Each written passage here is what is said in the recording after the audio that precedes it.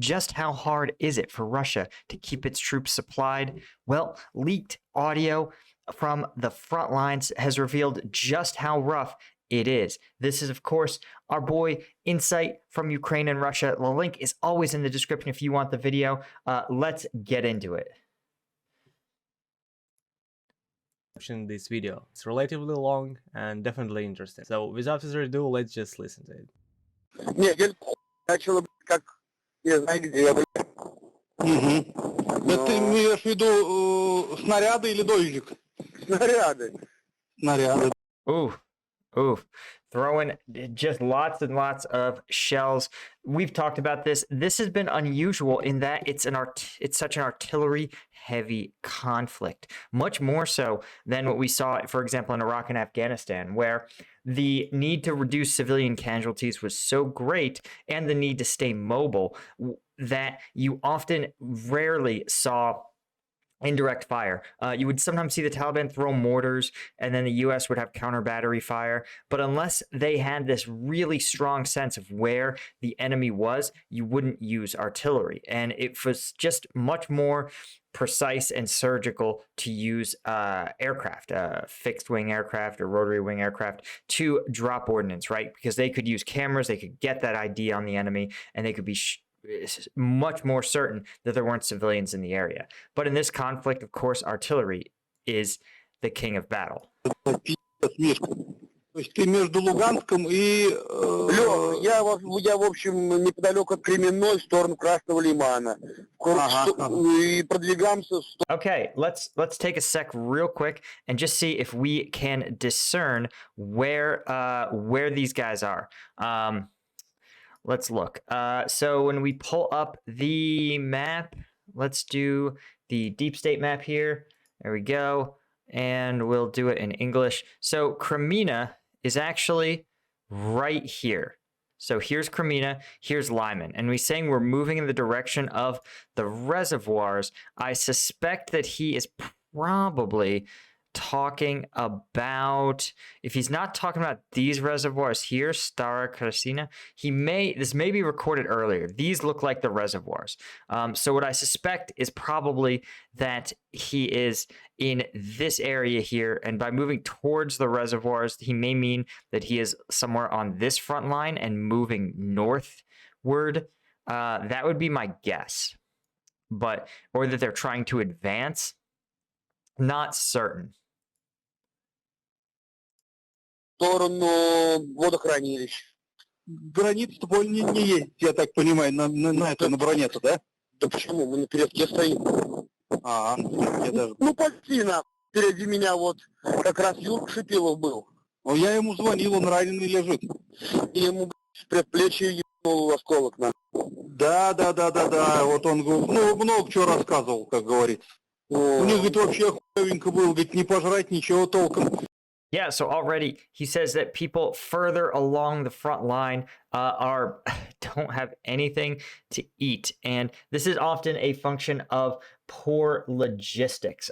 Just when you end up in a situation where your supply lines get cut, it can be really hard to resupply, right? So when we look at, of course, the map, let's see, let's try to get this name right. He said he was somewhere called Shepilov was his name. So if he was ahead, you can see here that this is really in this area, there's only one roadway that's going to be supplying positions on the front lines. So if there is any event that cuts this roadway here, you can see that it's going to affect everything downstream. So for example, let's say we've seen a lot of videos of Ukrainian special forces in placing mines or just ambushing convoys behind the lines. If they're able to successfully do that along here, or use things like drones or the HIMARS system to take out these roadways, then all the troops down here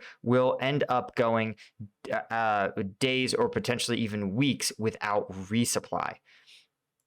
If you've followed this channel for any length of time, you know that Russian trolls sometimes show up in the comments. And I talk about a lot of things that Russia would rather be kept quiet. And so I've started taking my cybersecurity a bit more seriously. I've started using a VPN.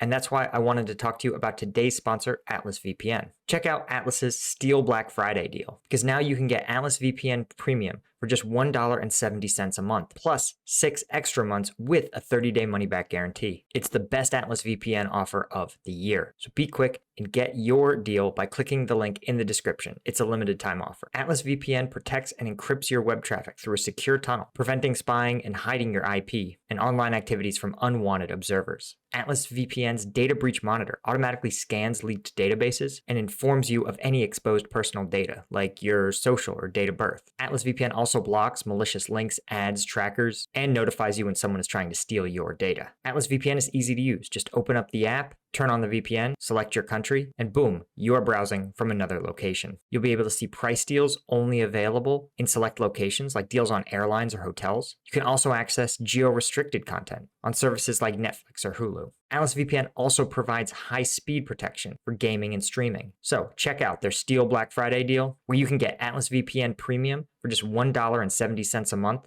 with 6 free months and a 30-day money-back guarantee. It's the best Atlas VPN offer of the year. So be quick and get your deal by clicking the link in the description.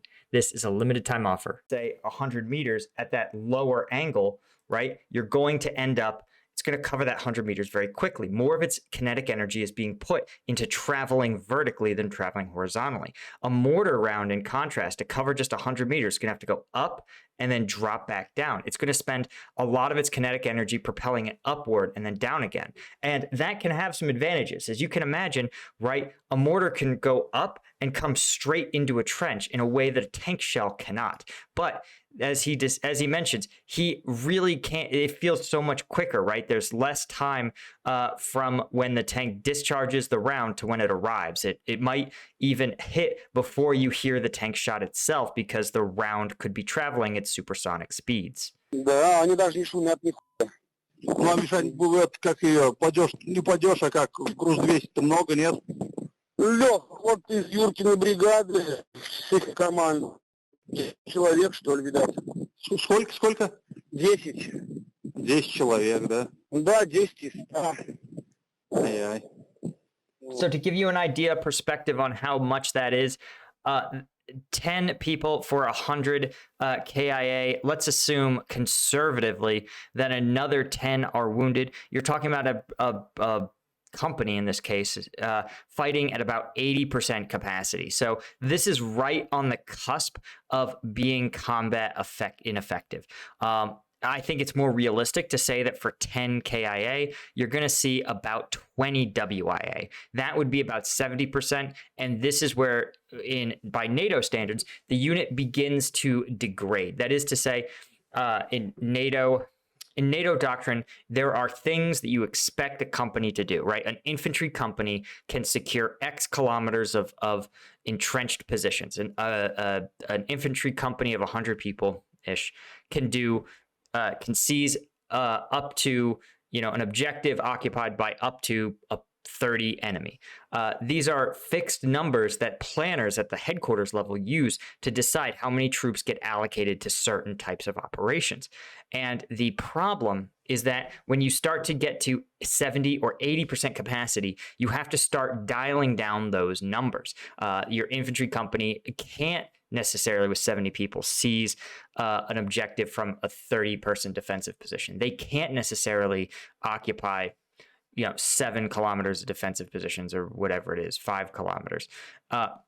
You have to start reducing the capacity of those units. And it's not clear that Russia has the sophisticated planning and command and control to do those things, to actually make that mathematical adjustment. But at some point, the company becomes so degraded that it can no longer be assigned to company level operations. And right around when you pass a 70% capacity, that's when you get to this point where you have to say, okay, we either have to reconstitute the company with fresh troops, or we have to reassign those troops with another company that's under strength, and have our two combat ineffective companies become one combat effective company. Вот, 300 до хуя. Нахуй, Лех, видишь, дрон летит, нахуй, хуяк, яичко скидывают на тебя, нахуй. Все, Бум, все. 4 человека, нахуй, 300. Как минимум. Да. А он, потому что летит, нахуй, ты жрешь, а он тут летает, пи***т на тебя, нахуй, все. Ну а так ты взбивает маленько, Мишань, дрон-то? Ну, Лех, а нахуй они нужны, блин, потому что нахуй, This is really interesting. He says it's a bad idea because you show them where your position is. And this is sort of the hard part, is that he's seeing these drones are both reconnaissance elements and combat elements themselves. So that while they have the ability to take on targets of opportunity, if you indicate your position to them, then they can call back artillery fire. свою позицию сразу даешь. Слушай, а так они подлетают, что, они не знают, что тут позиции? Они ищут большое скопление народу, или Ага. где техника стоит.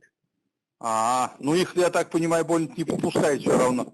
Ну как, что это, каждый день, блядь, вон 3-4 Right. And he talked about it, he feels like every day there's 3 to 4 drones flying around and looking at us from all sides. But what's fascinating to me is that, one, the friend seems to be someone who may or may not be military. I can't really tell, because if you've actually seen drones flying, and you've actually engaged targets with an individual weapon like an AK, you're going to know that the ability to shoot down a drone is not like the video games where the drones fly 15 feet above you and they can easily just put your reticle on them and press the X button and the drone gets shot. It's almost impossible to take these things out. You have to use some sort of tracking anti-air weapon, but it's hard. Drones fly really low. They have an incredibly tiny radar signature. They don't produce a lot of heat. It's actually not clear. Even I don't have a great sense of how you would take out a drone. I know there's some weapons supposedly that use are basically directional electronic jammers that can do it. And I'm curious about those, but my understanding is that even if the drone gets no external signals, it will go onto autopilot and return to its base. And certainly, Russia can't even get body armor. I doubt they're getting fancy EMP guns to the front lines. дрон, смотрят с двух сторон. Угу. Ну а так что, мужики, говорит, народ хватает, Мишань, нет? Нет, конечно, То, что сегодня с теткой разговаривал в Орловской области. И кто-то ей там сказал, типа, после Нового года, говорит, вот. Interesting. Gotta love the full mobilization. This is really fascinating to me because the existing mobilization cost huge political clout from Putin. It was a disastrous mobilization on so many levels. They mobilized people that they publicly said they wouldn't. There were large-scale protests against it. Large numbers of military-age men fled Russia, probably not going to be returning. I think they would be naive to think that. Though human stupidity is always boundless. But the idea that they're going to roll out a full mobilization, it seems, I don't know. I'll say is, I don't know. And we would see some indications that they're preparing for that, right? If they are going to do a full mobilization, they're going to solve the problems of this one. They're going to have training grounds with very, very budget-friendly, but very systematic training. They're going to have instructors assigned. They're going to have to have, they're going to have equipment for these soldiers, right? Combat equipment, similar to or the same equipment they'll use on the front lines. They're going to have screening places in place. They're going to have recruitment centers. It's going to be an order of magnitude more complex, and it's not clear how Russia intends to do it. But if they do, even external observers will be able to see the bureaucratic machine start to turn its wheels basically by now. I mean, if it hasn't by now, it needs to. Скорее всего, мобилизации будет. Да. Вот. Ну, тут понимать, что зима впереди, они этого все равно боятся, мне кажется. Лех, я тебе скажу больше, у них уже намного-много лучше у нас.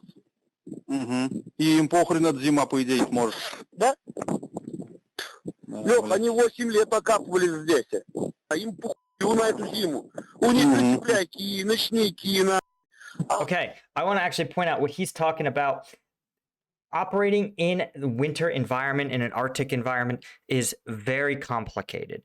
It's complicated for a bunch of reasons. First, because your gear doesn't often always work, but Ukraine isn't the Arctic, right? So the gear should be well within its tested parameters in the dead of winter in Ukraine. The other advantages, though, is that when you are fighting in a wintry environment, I actually trained for Afghanistan in January in the very early, very deep Kansas winter, where it got down to around -14 Fahrenheit. And what you need to be able to do is a couple of things. First, you have to get enough calories in your body. Your body works extremely hard to maintain homeostasis in a very cold or very hot environment, but especially in a very cold environment. And you have to make sure that you have sufficient rations every single day, right? Because then it becomes this cascading effect where your body is burning 4,000 calories a day or 3,500 just to exist, just to maintain life processes. And then if you go short on that, your body will start to eat away its fat. But fat is also a key insulator in most mammals. So you actually then are even more susceptible to the cold if you start to get lower and lower body fat percentages. So there's a tremendous downward spiral if you start to operate in the cold and not be able to get sufficient calories. The other advantage, of course, as anyone who has ever gone to school in the cold knows, you've got to have the right gear. And if you have the right cold weather gear, it is a total game changer. Your body's going to burn less calories maintaining homeostasis because you're insulated. You reach a good core temperature, and it's just easier to sustain that core temperature. And so again, those differences are going to compound as time goes on, right?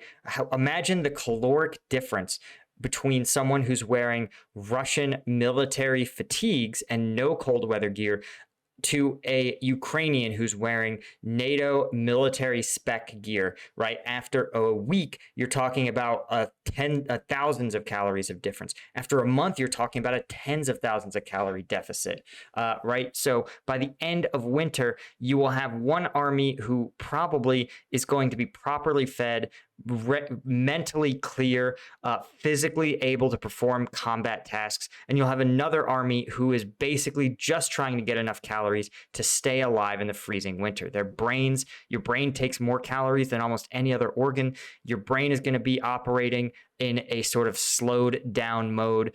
Your attention is going to be reduced. Your physical ability to, say, sprint across an open field is going to be reduced. Your awareness is going to go way down. It's just going to be a train wreck. And the problem is, we're going to talk about it in a second. Yeah, definitely Ukrainian forces can operate at night much better, which, remember, winter also means shorter periods of daylight. So then you also get compounding effects where if you have 12 hours of darkness or more, then the army that has thermal and night vision capabilities, that advantage is going to become more and more decisive.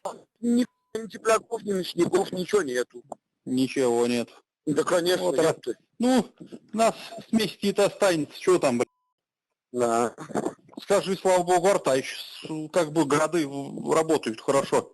Ну, грады, да, а вот эти вот ёпты, блядь, артиллерия, нахуй, королева, блядь, войны, нахуй. Ага. Мы ей сами пи***й даем этой артиллерии своей же, нахуй. Она по своим же ложит. Смотришь Да, вперед, нахуй, а прилетат сзади. Yeah, so the reason he's talking about this is often because barrels are worn out. When artillery barrels begin to get worn, the shells oftentimes fall short of their target because they don't get enough spin to behave in the way the artillerist calculate. And when that happens, right, you end up with situations like this where you're not only failing to suppress the enemy, you're actually suppressing your own troops. And it can be an incredibly frustrating way to do combat. And the hard thing is that you steepen the angle of the barrels or you increase the range if it's possible. Oftentimes it's not. And then of course, you adjust to the wear of the barrels, but then the barrels wear even more. And next thing you know, the rounds are dropping behind you again. Про сухпайок тут вообще забудь. Да понял, про сухпайок забудь вообще. Да, их тут не дают и нет их на... This is really scary. As discussed, the ability to, as the weather gets colder and darker, the ability to get cold weather gear and appropriate rations to troops is non-negotiable for combat effectiveness. Угу. Воды нахуй. Полторашку на 2 дня. Ай-яй, блин. Guys, the good math for combat operations, if you don't know, is at a minimum 1 gallon per soldier per day. So 1.5 liters for 2 days is falling short by about 40% of what he needs, maybe less. Больше нигде не возьмешь. Если только дождик. Она вот эта война. Yep. Can you get more? Somewhere only if it's raining. What's funny is the standard Russian updated combat kit actually includes water filters, and even Russian rations include water purification tablets. So the idea is that they should be able to get them from like the reservoirs or the rivers. The fact that they can't is probably because they are literally trapped in these trenches and can't go out because of the drones. This is a really tough situation for them to be in. They are obviously under immense pressure, but you can see how the effects, the compounding effects of continual pressure on an enemy force, right? The continual pressure, and it only took, like he said, 3 or 4 drones to make them scared to come out, go to the river, go to another location with water. I mean, we all looked at the same map, right? So if he is out here, you can see that these troops are literally, let's see, it looks like about 5 kilometers from a river. There is logistically no reason that they can't fill up a tanker with just straight river water and drive it up to their fighting positions, even on the front lines, except for the fact that there are Ukrainian artillery, Ukrainian drones always on the lookout. You can see here's another reservoir. There's a small reservoir here. I mean, they're not short on water. They're short of the ability to get to the water or get the water to them. And this is what the compounding effects of logistic pressure can do. Ну никому ведь не нужна. Только народ убивает, вот что. Да, да. Like, subscription, and comment is the best way to support my channel. Thank you so Yes, much for this like and for your subscribe. attention. I'm looking forward to seeing you again. And goodbye. Yeah, the link to this channel is always in the comments, guys, and you do want to definitely like and subscribe. In fact, I'm fairly certain I'm already subscribed, but let's give this king a like. Okay, and I guess also you could like my video. Of course, thanks to my lieutenant tier patrons. And other than that, guys, be sure to check it out. I'll see you all in the next one.